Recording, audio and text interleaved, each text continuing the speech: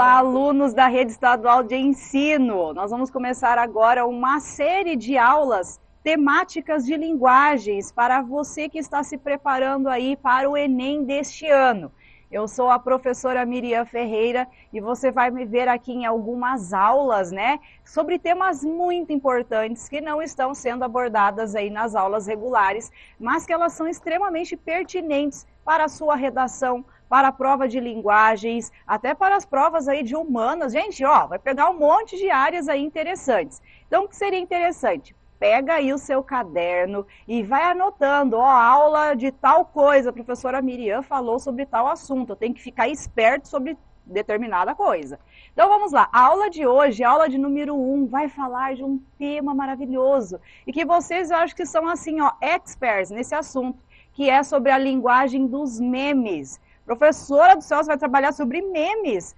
Gente, memes aí é um gênero textual extremamente pertinente para você que está aí se preparando para o Enem e vai fazer essa prova.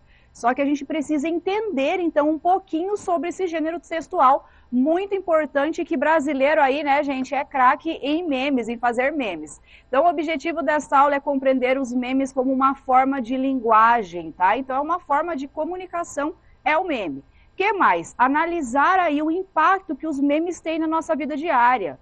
Professora, será que um meme impacta na minha vida? Com toda certeza a gente vai ver por quê.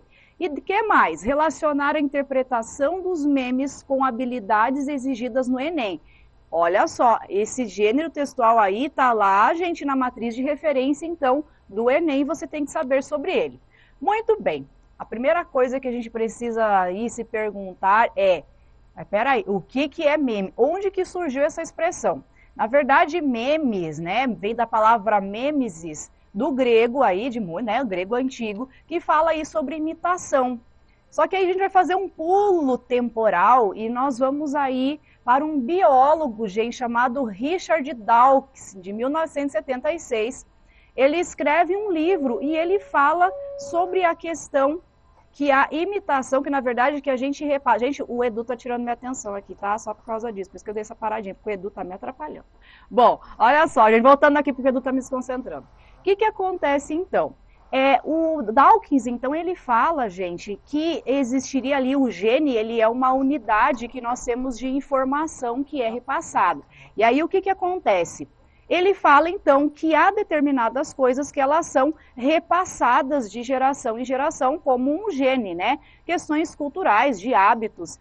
Só que ele olha e fala assim, essa palavra memes está muito, imitação é muito grande, eu queria uma palavra parecida com gene, e aí ele inventa meme. Então, um meme, gente, tem a ver um pouquinho com a genética, que vem a ser a replicação de alguma coisa, de um comportamento. Então, ó, o que é um meme? Meme, então, é uma ideia, é um comportamento, um bordão da moda, que ele se espalha entre as pessoas aí como um vírus, tá? Então, os memes, então, são como os genes, que eles são transmitidos de mente para mente. Então, você vê lá num perfil tipo Perrengue Mato Grosso, ou então você pega lá Nazaré Amarga, ou então Chapolin Sincero, e você vai replicando isso, assim como o material genético ele é repassado.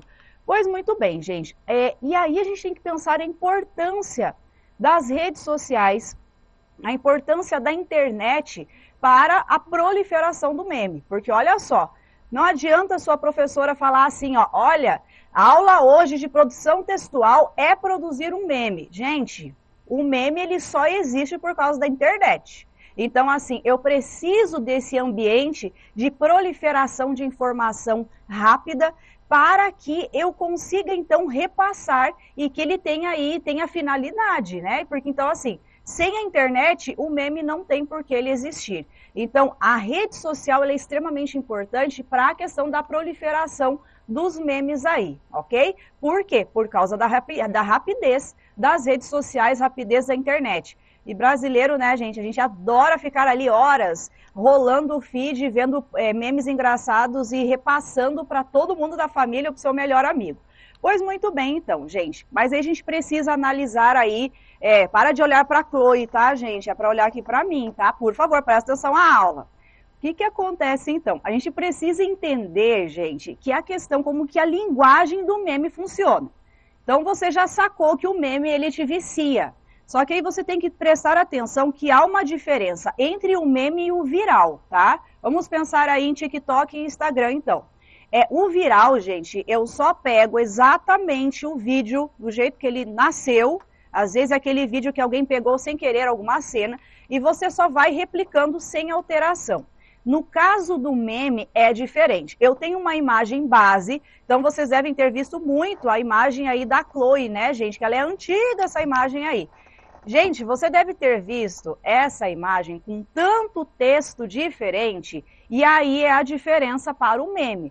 O meme eu recebo, eu pego uma imagem básica, mas eu preciso fazer uma alteração para que seja meme. Agora, se eu pego um texto exatamente do jeito que está, e ninguém altera nada e só replica, isso é viral. Então, ó, viral não há alteração. Já no caso do meme, não. O meme eu pego a imagem e eu edito um texto em cima, tem que ser curtinho, ok? Então, ó, os memes, eles utilizam signos visuais e textuais. Então, eu preciso da imagem e eu preciso do texto. E geralmente, gente, são essas fotos engraçadas, que alguém tira a foto do nada, do Neida, pega você ali de qualquer jeito, tira uma foto sua e essa foto se replica com um texto. Que mais? Num meme, gente, não pode ter muito texto. Então, precisa ser um textinho bem curtinho. E esse texto bem curtinho, ele tem que casar, obviamente, com a imagem básica que você tem, imagem base, e ali você tem que pensar assim, eu preciso colocar um texto em que a pessoa ela vai bater o olho e ela se identifica, nossa, aí eu peguei, eu já passei por essa situação, é exatamente o jeito que está no texto, eu me identifiquei como pessoa. Aí eu faço o quê? Eu me identifiquei tanto com aquilo que eu vou e replico, eu vou repassando. Aí o outro fala, nossa, eu já passei por essa situação. E assim vai sendo repassado de modo muito rápido. Então eu vou dar exemplo de um perfil. Ah, eu deveria ter colocado... gente, aí o Edu ele me atrapalhou, porque eu deveria ter colocado uma imagem de um perfil do... Acho que é do... É Chapolin Sincero, Edu? Aí, ó, o Edu falou que é Chapolin Sincero. Aí ele falou o seguinte, ó, no caso do perfil do Chapolin Sincero, você tem em todo o feed a mesma imagem do Chapolin com a mesma posição. Só que o que ele muda? Ele vai mudando só o texto, e texto muito rápido, tá? Então você bate o olho e aí você vai alterando o texto e vai replicando essa imagem. Inclusive você já deve ter feito isso, pegou uma imagem básica e editou, tá? Então, ó, eu preciso de uma imagem básica, alteração do texto, e aquele texto precisa de identificação entre as pessoas. E aí você pensa assim, nossa, mas então o meme ele surgiu aí, a imagem de questão da comparação, olha como eu penso que eu estou e olha como que é a realidade, né? Como a gente fala assim de a realidade comparada com aquilo do meu ideal da minha cabeça. Vocês sabiam que nos anos 20 a gente tem um protótipo parecido de algumas imagens que a gente já viu, do tipo, como que eu me sinto na minha cabeça e como que eu realmente estou, né? Então, isso aí já aconteceu lá em 1920, já tinha esse tipo de humor, que as pessoas sacavam determinadas situações do dia a dia e replicavam nas revistas, tá?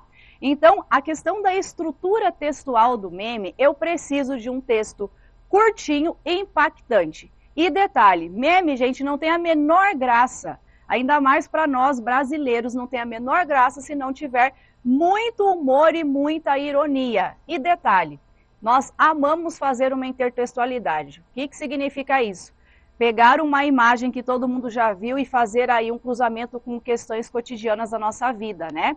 Então aí nós vamos pegar alguns memes conhecidíssimos, acho que um dos primeiros que eu lembro aí foi do gatinho, mas ó, isso aí ó, é antigo, hein? Mas eu não vou nem falar que é, porque senão eu vou denunciar a minha idade. Ó, então o que acontece? Esse do gatinho foi um dos primeiros. E aí eu lembro que tinha um que era até um gatinho com o olho meio marejado de lágrimas, e aquilo ali se replicou muito ali no começo dos anos 2000, eu acho, né? 2000, na época do MSN, na época do Orkut, né? Vocês nem sabem o que é isso. Mas lá na época do Orkut a gente já compartilhava uma imagem, assim, já era o começo do meme para nós. E aí nós temos um famosíssimo para nós brasileiros. Vocês sabiam que esse meme, gente, da Nazaré Tedesco, é um meme que foi até fora do Brasil, ele é muito utilizado. Por que isso acontece? Porque, ó, essa imagem, não sei se nem vocês assistiram essa novela, chamava Senhora do Destino, Edu? É Senhora do Destino, né? Aí, ó, Aí era uma novela que também, acho que vocês nem sabem que novela que é essa, Senhora do Destino. Tinha uma vilã, gente, mas era aquela uma vilã, penso numa vilã ruim, era essa mulher aí que era Nazaré. E essa imagem aí, tiraram uma foto, né, do rosto dela e colocaram um monte de cálculos matemáticos.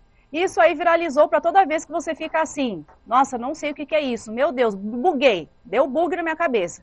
E aí você coloca um texto para qualquer situação. Pode ser, por exemplo, eu estudando, assistindo videoaula do Enem, mas na minha aula não vai acontecer isso não, tá, gente? Eu estudando matemática, aí eu vou jogar polisias. Estudando matemática pro Enem, ó como que fica a tua cara, né? Que mais? Eu fazendo imposto de renda, né? Não entendendo nada que acontece. Daí você usa para a situação aí. Então, o que acontece? A gente precisa ter, então, na estrutura textual do meme, eu preciso de um texto curtinho que tenha humor, ironia e a pessoa saiba se identificar com aquela situação que ela está enfrentando, ok? Então, o que isso tem a ver com o Enem, tá? Então, assim, o Enem gosta um pouquinho aí de imagens, mas ele ama, gente, o Enem ama textos que circulam na nossa vida cotidiana. Então, por isso, ó, já caiu o texto de análise de meme, já caiu o texto, por exemplo, de um meme específico, e eu já vou avisar. Dá uma informada aí nesses principais perfis de memes, porque não é incomum, ele pode aparecer na sua prova. E lá na competência 1 diz o seguinte, lá na matriz de referência, que é a base da sua prova, a bula de remédio, é a bula da sua prova, se chama matriz de referência. Lá na competência 1 diz o seguinte, aplicar as tecnologias da comunicação e da informação. Olha só, gente, tecnologias da informação. Estou falando de meme, é uma das formas de tecnologia da informação. Na escola, no trabalho e em outros contextos relevantes para a sua vida. O que a gente precisa entender, gente, é que o meme ele tem um alto poder argumentativo. Por quê? Eu bato o olho no meme, eu preciso me identificar com a situação, é uma opinião que eu estou dando. Olha que interessante, o meme, gente, ele é uma opinião que você está emitindo sobre uma determinada situação. Por isso que ele é tão interessante aí no Enem. Nós vamos ver uma questão, olha só, questão fresquinha, do último Enem que caiu aí, que tinha um texto chamado Memes e Fake News. O impacto na educação das crianças. Edu, coloca na tela aí para nós. O texto diz assim, há quem diga que no Brasil nunca mais foi o mesmo depois dos memes. Na economia da velocidade, alguns apostam no humor, outros no engajamento político. E tem gente investindo alto na mentira também. Diante desse cenário, uma pergunta se torna essencial. Será que todo mundo está conseguindo traduzir as mensagens postadas, curtidas e compartilhadas? Olha só, gente. Essa dúvida incentivou uma professora de língua portuguesa a desenvolver uma proposta de leitura e análise crítica de memes com estudantes do ensino fundamental da rede pública do Distrito Federal, na cidade de Samambaia. E ela diz assim, percebi que muitos alunos e pais estavam divulgando conteúdos sem saber o que havia por trás das palavras, relata a professora. E ela segue dizendo assim, ó, o que antes era engraçado para os alunos passou a ser visto com outros olhos, afirma a professora. Para ela, que utilizou a representação da criança em memes do WhatsApp como material gerador das discussões em sala de aula, aguçar o olhar sobre essas mensagens impacta diretamente a atitude de postar, curtir e compartilhar conteúdos ao estimular o uso consciente da informação que circula nas plataformas de mídia social. Letramento político e midiático é um desafio intergeracional. Em tempos de notícias falsas, de imagens manipuladas e de memes sendo usados como triunfo da verdade de cada um, checagem de informação e interpretação de texto acabam se tornando moedas valiosas. Olha que interessante, então. Gente, esse texto, então, aborda algo que é muito sério, tá? Muitas vezes, quando a gente se identifica com um meme, fala, nossa, eu já passei por aquela situação, eu sei o que ela está falando, eu sei que esse meme retrata a minha vida, eu também preciso ter o cuidado para saber se aquela informação ali não estou replicando alguma coisa totalmente sem sentido, tá? E aí vem aí o meme, tem que tomar muito cuidado com a questão das fake news, que eu vou abordar em outra aula com vocês. Coloca na tela aí de novo para mim, Edu. Ao abordar a relação dos memes com a educação, a reportagem sustenta uma crítica a Primeiro, falta de fiscalização no uso de aplicativos de mensagens por crianças. Gente, olha só essa palavra aí, ó, fiscalização não tem nada a ver com o texto. B, divulgação de informação manipulada em postagens virtuais. Pode ser, olha só. C, utilização de ferramentas digitais no trabalho educacional. Não, né, gente? A reportagem não era sobre isso. D, exploração de conteúdos humorísticos nas mídias sociais. Vamos lembrar que era sobre fake news, então não procede. E a E, propagação de mensagens com objetivos políticos. Em nenhum momento o texto ficou falando sobre isso. Então é óbvio que a alternativa correta, gente, é a alternativa B. Então, olha só, gente, o que a gente precisa, então, entender sobre a questão de memes? A gente viu, então, que o Enem, ele tem uma preocupação com essa abordagem argumentativa, né? Como que isso impacta a nossa vida social. Então, todas as vezes que o Enem traz um gênero textual, ele procura descrever e falar sobre a função daquele tipo de texto na nossa vida. Então, o meme, ele tem um impacto na nossa vida, sim. Se nós pensarmos, por exemplo, na época da pandemia, o tanto de meme que a gente reproduziu nessa época, Olimpíadas que a gente teve aí, ó, a gente replicou muita coisa que às vezes fez com que aquilo se tornasse verdade. Aí a pessoa está totalmente por fora ou não sabe aquele assunto, e aí eu fico assim, nossa, cara, isso é verdade, e você vai replicando. Então, a gente precisa entender com esta aula, deve ter ficado muito claro, obviamente, o que é meme, que é uma proliferação de uma ideia muito rápida, que eu tenho o poder de alterar, um poder argumentativo sobre ela, e o meme, ele é uma ferramenta de comunicação hoje, principalmente falando em Brasil, gente, é uma ferramenta extremamente utilizada por nós brasileiros. Segundo ponto muito importante que você deve pensar, a importância da leitura crítica e a interpretação quando a gente pega um meme. Principalmente quando a gente fala sobre questões políticas e questões envolvendo saúde, tá? Então, às vezes a gente acha tão engraçado alguma situação que a gente vai replicando, só que isso todo mundo replica, que chega um ponto, sabe aquela mentira dita tantas vezes que se torna verdade? É mais ou menos isso. Então, você fala tantas vezes, você viraliza tanto alguma coisa que você começa a achar que aquilo é verdade. Anotou muita coisa sobre essa aula, gente? Falei muita coisa interessante para vocês. Pegue depois aí na internet, procure algumas questões a mais sobre informação, tecnologia da informação, sobre gêneros digitais, porque, ó, vou falar para vocês, vai cair alguma coisa sobre meme na prova de vocês, porque, olha, gente, faz parte de nós brasileiros produzir bons memes. Gente, um grande beijo para vocês. Até a próxima aula. Estou esperando vocês com conteúdo extremamente interessante. Beijo, gente!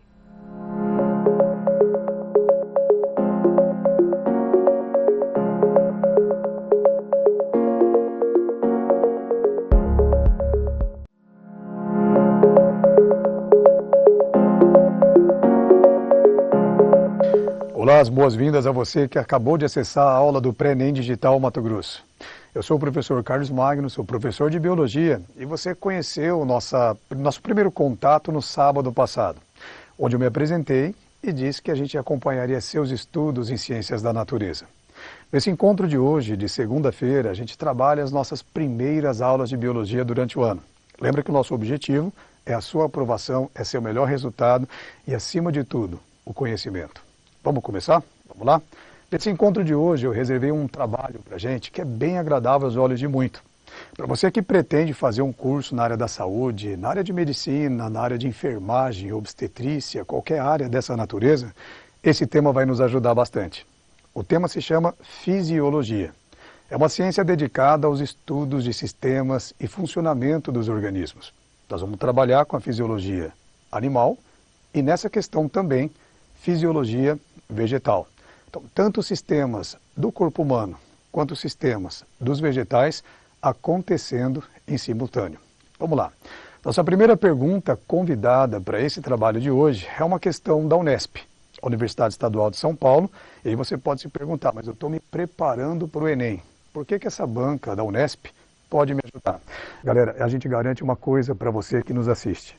Conhecimento é conhecimento.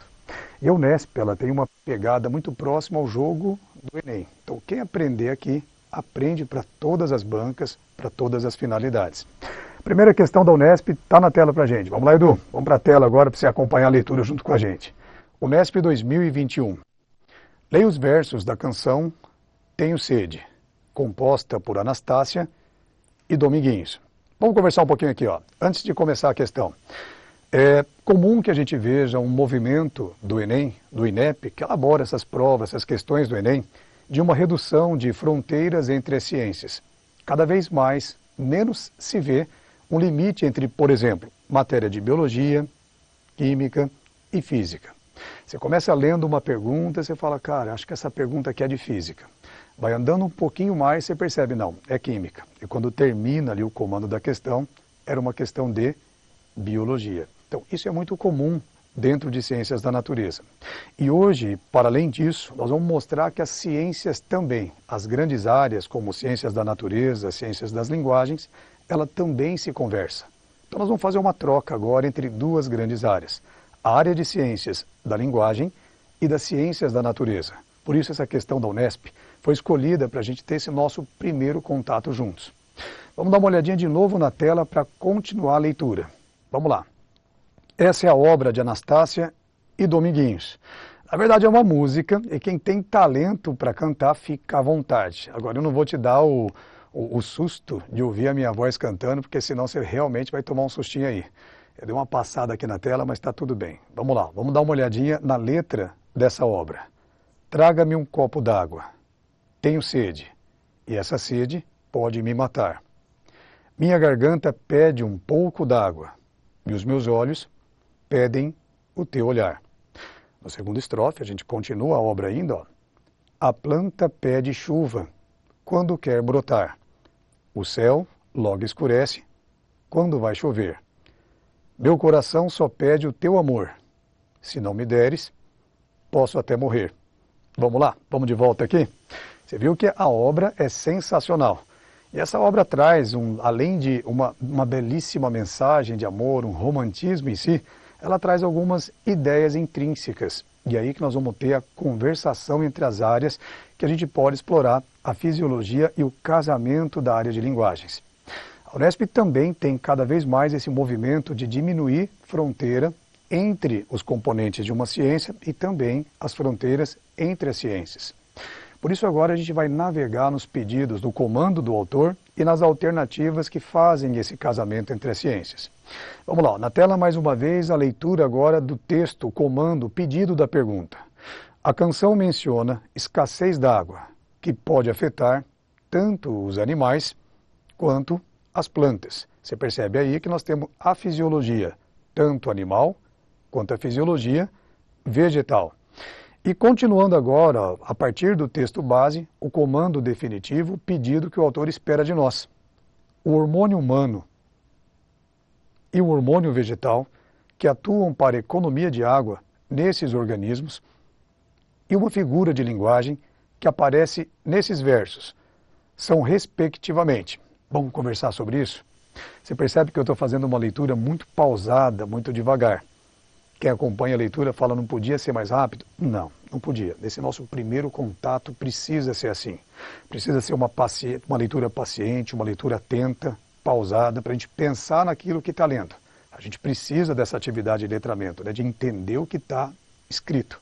E nesse comando agora você vê o movimento que a gente chamou a atenção quando começou essa pergunta. A fisiologia humana atenta para um hormônio humano. Esse hormônio pertence ao sistema endócrino. A atividade endócrina do nosso corpo é parte dos sistemas de controle. Nós temos dois sistemas de controle no organismo humano. O sistema nervoso e o sistema endócrino. O sistema nervoso geralmente tem um movimento mais imediato. E o sistema endócrino ele é mais gradativo. E a atividade hormonal solicitada é de um hormônio do nosso corpo que tem relação com o controle da água. Do que nós estamos falando? Para você que já estudou um pouquinho a área de fisiologia endócrina, talvez você já venha na mente alguma coisa relacionada ao hormônio que controla a quantidade de água que fica no corpo e que sai do corpo. O nome do hormônio é ADH, o hormônio antidiurético. Nós vamos reconhecer daqui a pouquinho nas alternativas, a gente mostra uma arte que ajuda a ilustrar bem a ideia dele. Esse é o setor de fisiologia animal. Agora a fisiologia vegetal. Assim como nós, as plantas também, têm um mecanismo de controle da quantidade de água. Existem hormônios relacionados ao controle. Não seria endócrino a palavra mais apropriada, mas seria um fito-hormônio que regula a quantidade de água e como que a planta se comporta com a quantidade de água disponível para ela. E é isso que nós vamos chamar a atenção em cada uma das alternativas que vão ser oferecidas. E para além disso, em paralelo, não em separado, mas em paralelo a isso, nós vamos ter que analisar também uma figura de linguagem intrínseca dentro do texto, dentro da abordagem da obra que a gente acabou de ler juntos. Tudo bem? Então parece muita coisa, mas é por isso que a gente vai falando devagarinho. Se for preciso, você tem toda a liberdade de pausar o vídeo, ver novamente e conseguir o que você precisa. Tudo bem? Vamos ver as alternativas. Vamos aprender agora com as alternativas, velejando pela fisiologia animal, pela fisiologia vegetal também. Vamos lá. De olho na tela, vamos colocar a tela cheia para mostrar as alternativas com detalhes. Eu vou segurar ali do ladinho direito da tela, ó, do seu visor, você pode acompanhar. Os versos da obra voltaram, a música está de volta ali no cantinho, ó. Você pode até treinar depois uma cantoria a respeito dessa obra. A música é bem legal, bem profunda mesmo. E aí está as alternativas. Lembra que nós temos um trabalho dentro do pré-ENEM que envolve análise dos distratores. A gente chama de distrator aquilo que não é a resposta certa, que distrai a sua atenção e tenta te ludibriar. Nós queremos, na verdade, encontrar a resposta correta. As demais, a gente chama de distrator. Vamos começar pela ordem? Vai lá, dá uma olhadinha aí na tela. Vamos lá. Letra A. A proposta para o hormônio humano é a vasopressina? Depois, a proposta do hormônio vegetal é o ácido abscísico? E, por último, nós temos nessa obra licitada uma figura de linguagem conhecida como pleonasmo. Vamos conferir na tela. Vamos lá, ainda na tela. Vasopressina. Que hormônio é esse vasopressina? Vasopressina é outro nome que se atribui ao hormônio que eu disse naquele movimento inicial ali, ó. É o ADH, hormônio antidiurético. Fixa bem teu olhar para o lado direito do visor agora para você enxergar ali, ó, onde se posiciona a glândula que libera o ADH no corpo. E essa palavrinha que eu falei agora é muito importante, ó, liberar. A palavra liberar não significa produzir. O hormônio ADH ele é produzido em outra parte, ali o chamado hipotálamo, e esse hormônio se concentra na neurohipófise. Então a hipófise desenhada ali, ó, aparecendo 2 carocinhos de ervilha do lado direito da tela. Essa glândula mestra libera o ADH e é ele que no teu corpo controla os níveis, a quantidade de água no organismo humano. Vamos falar um pouquinho sobre isso? Você coloca de volta aqui, Edu? Boa, vai lá, ó. O que o ADH faz dentro do nosso organismo? Ele é conhecido como hormônio poupador de água. Por que poupador? Quando você tem uma quantidade de ADH liberado na corrente sanguínea, ele vai atuar, olha a figurinha lá no cantinho lá, ó. Ele vai atuar lá nos nossos rins. E o que o rim faz? Ele tem o papel de reabsorver a água e manter a corrente sanguínea com uma boa quantidade de água. Esse é o papel que o ADH faz. Então, toda vez que você tiver a produção de ADH, o que vai acontecer com você é isso.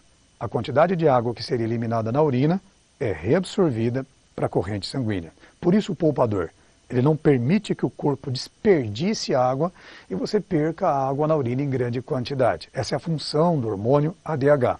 Você percebeu que na obra foi mencionado de que o copo d'água, porque eu tenho sede. Então, a história da sede, a regulação dessa sensação tem outros sistemas envolvidos, mas o hormônio endócrino, através do ADH, controla a quantidade de água que permanece na nossa corrente sanguínea. Então, está correta a primeira afirmativa da letra A. Vasopressina, ou ADH, hormônio antidiurético, tem sim envolvimento com a sede mencionada ali na obra. E agora o segundo hormônio, que já não é mais fisiologia humana, e sim fisiologia vegetal. Dá uma olhada na letra A aí, ó. Vamos colocar a tela de novo, Edu? Vamos lá. Ácido abscísico, dá uma olhada. Esse hormônio, ó, acompanha a arte que eu trouxe para você conferir o ácido abscísico, lado direito do seu visor. Esse tipo de hormônio, o ácido abscísico, ele tem produção na planta em diversos locais diferentes, como por exemplo a raiz, a semente, nas folhas, ele pode ser produzido em diferentes partes. Como ele é produzido de diferentes regiões, ele não tem uma polarização da planta, ou seja, não vai de um lugar para o outro certinho. ele pode vir de várias direções para várias direções. E aí nós temos a função do ácido abscísico. Ó. Vamos conferir se ele tem alguma coisa a ver com o controle de água. Vamos lá. Ação, respostas ao estresse hídrico. Pronto, a gente nem precisa continuar. Resposta ao estresse hídrico é o que nós precisamos lembrar agora que tem relação com o que a obra trouxe sobre água, sede, assim como as plantas, a obra disse sobre a sede. Então, o ácido abscísico é o hormônio vegetal relacionado também ao controle da resposta do estresse hídrico. Vamos voltar um pouquinho para falar sobre isso. Vamos lá. Esse ácido abscísico normalmente tem envolvimento com algumas ações da planta em resposta ao ambiente que ela vive. Nós aqui no Mato Grosso, por exemplo, em todo o grande estado de Mato Grosso, a gente vive 2 estações do ano bem definidas. Nós temos o verão, que é quente e chuvoso, e nós temos o nosso inverno, que é quente e seco. Toda vez que a gente chega na segunda estação, que é a estação seca, a planta está exposta ao estresse hídrico. Então, esse hormônio é liberado, é produzido e liberado na planta para evitar que a planta faça algumas ações que possa comprometer o desenvolvimento dela. Como, por exemplo, abrir flores, produzir folhas, evitar esse tipo de ação sobre estresse hídrico, como o texto ali da arte mostrou para nós. Então, sim, gente, tá? A segunda parte da letra A está correta, tudo está caminhando bem para poder ser a resposta que a gente espera, tá bom? Agora vamos ver a terceira parte, é o que eu disse para você, aqui as ciências se conversam. Então, vamos chamar agora a análise dessa figura de linguagem, que é da área de linguagens lá, ó, aparece o pleonasmo. Vamos colocar na tela para ver a arte mais ampliada, para você poder acompanhar. Cantinho direito da tela. Vamos lá, apareceu. O que significa, povo, essa figura de linguagem chamada pleonasmo?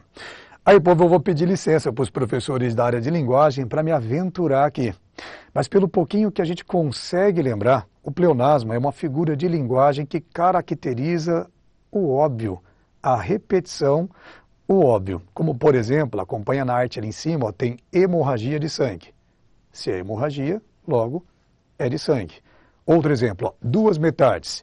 Se são metades, óbvio que são 2. Né? Então, ambos os dois. Percebe que o pleonasmo, normalmente, ele colocou o termo vicioso, porque a gente tem uma mania, né, de falar essas palavras, esses termos, configurando o pleonasmo, que é essa repetição do óbvio. Vamos lá de volta aqui, ó, vou me aventurar a falar um pouquinho a respeito de... Teve uma vez que eu vi uma reportagem, aqui mesmo, dentro do Mato Grosso, e teve um repórter que estava entrevistando uma pessoa. E eu vi ela falando muito rapidamente, contando uma história muito triste de que algumas pessoas invadiram a casa dela. E ela estava lá na narrativa dela, falando rapidamente a respeito, e ela nos disse, pela televisão, ali na hora da entrevista, narrando o que tinha acontecido, ela disse que os arruaceiros ali entraram para dentro da casa dela, subiram lá para cima, quebraram tudo, desceram aqui para baixo, levaram o que puderam, e quando ela olhou para ver, eles já tinham saído lá para fora. Você entendeu o que é pleonasmo? Um show de pleonasmo em muito pouco tempo. Isso caracteriza a figura de linguagem. Na realidade, dentro da obra que a gente analisou agora, não configura pleonasmo. Nós temos ali alguns exageros colocados, como, por exemplo, se eu não tiver o seu amor, eu morro. Morre mesmo? Tá lá, então, tem algumas configurações para outra figura de linguagem. E por causa disso, do pleonasmo, não é a nossa resposta. Tudo bem? A primeira metade está certa na fisiologia animal, a segunda metade da letra A está certa na fisiologia vegetal, mas no terceiro momento nós temos o pleonasmo e não configura a figura de linguagem correta. A questão de biologia, então, analisa os distratores, nós estamos dispensando a letra A, ó, vai aparecer lá o nãozinho para você na tela, negando, não é a nossa alternativa, vermelhou na tela, vamos analisar mais uma alternativa para descobrir se a próxima resposta é esperada. Vai lá, de olho na tela agora, geralzão, vamos chamar para análise da letra B. Como você já viu aí, ó, a palavra vasopressina representa a DH, é o hormônio antidiurético, está correto. Ácido abscísico também foi analisado, é o hormônio que controla o estresse hídrico. E a terceira parte da resposta trouxe o termo hipérbole, do ladinho da tela. Vai lá, a imagem está suficiente, eu estou conferindo aqui do estúdio para você, e a imagem dá para ser conferida aí pelo seu visor. Ó. O que significa hipérbole? A hipérbole normalmente caracteriza o exagero. Acho que não tem palavra melhor. Olha lá, a frase está em sua forma original. Estou com fome. Essa é a frase original. Não há ênfase, logo a frase não caracteriza como hipérbole. Porém, olha a parte de baixo. Estou morrendo de fome. Percebeu o exagero? Está morrendo mesmo? Não, a pessoa só está com muita fome, né? Então, ali enfatiza o exagerozinho. Então, de volta para cá, é a nossa viagem dentro das ciências da linguagem. Essa figura de linguagem tem alguma semelhança com a obra que a gente analisou. Então, ali no cantinho direito da tela, você volta o vídeo mais uma vez para poder conferir. A obra tem, acho que eu trouxe, olha lá, tá lá, vamos colocar a tela, Edu, para eles poderem ver direitinho? Tá lá, ó. Nas duas últimas linhas está lá, meu coração só pede o teu amor, se não me deres, posso até morrer. Pode nada, tá lá, ó. O amor, na verdade, traz vida, né, gente? Então, pode trazer sofrimento, faz parte. Mas a gente sabe até um pouquinho a respeito disso dentro da biologia, que tem uns hormônios chamados ocitocina, outros envolvidos nessa sensação. Mata não, tá? Na maioria das vezes não mata não, faz é viver mais, viver melhor. Tá? Então, eis a nossa resposta. É a letra B. Nas outras alternativas, vamos só dar uma analisadinha para a aula não ficar muito longa, não quero te cansar, a gente não pode passar de 20 minutos. Quanto tempo nós temos? Deixa eu só dar uma conferidinha, quanto tempo nós temos? Em torno de... tá faltando 3 minutinhos para acabar meu tempo com você. Vamos usar esses 3 minutinhos, olhando para a tela agora e aproveitar para dar uma olhada nos hormônios que as outras alternativas trouxeram. Mostra para eles aí, Edu. Tá lá, ó. Letra C. O que é tiroxina que está lá na letra C, gente? Essa tiroxina é um hormônio produzido por uma glândula chamada tireoide, também conhecido como T4, a tetraiodotironina. Esse tipo de hormônio está envolvido no metabolismo basal do corpo e não no controle hídrico, por isso não é o hormônio esperado. Giberelina aparece ali na frente, é outro fito-hormônio, tá? Giberelina tem muitas funções, mas uma entre elas, bem conhecida, é a relação com a germinação da semente. E não com controle hídrico, não com controle da água. Por isso, esse hormônio, giberelina, também está fora de local. A última palavrinha está certa, é hipérbole, nós analisamos na letra B. Descendo ali para D, nós repetimos, tiroxina, giberelina, não tem mais o que explorar ali. Pleonasmo, falamos sobre ele. Lá na letra E, ó, olha na letra E, vasopressina. Comentamos, está no lugar certo, mas giberelina não. Por causa de giberelina, não é a resposta esperada. E por último ali, pleonasmo, analisamos lá na letra A, comentamos a respeito de. Então pronto. Essa foi a nossa análise completa dentro dessa pergunta da Unesp, que mostra uma tendência cada vez mais notável dentro do Enem. Tá? Então, percebe-se a aproximação das áreas. Galera, mais uma vez, a gente se despede não dizendo adeus, mas dizendo até logo. Na próxima aula a gente volta a se ver. Fica atento, se liga direitinho. Ó. Amanhã continua, tá? Amanhã tem mais aula para você dentro do Pré-ENEM. Não perca, a partir das 19 horas. Amanhã é terça-feira. Acesse o mesmo link aqui nesse mesmo canal e a nossa história continua. Um abraço para vocês, até lá.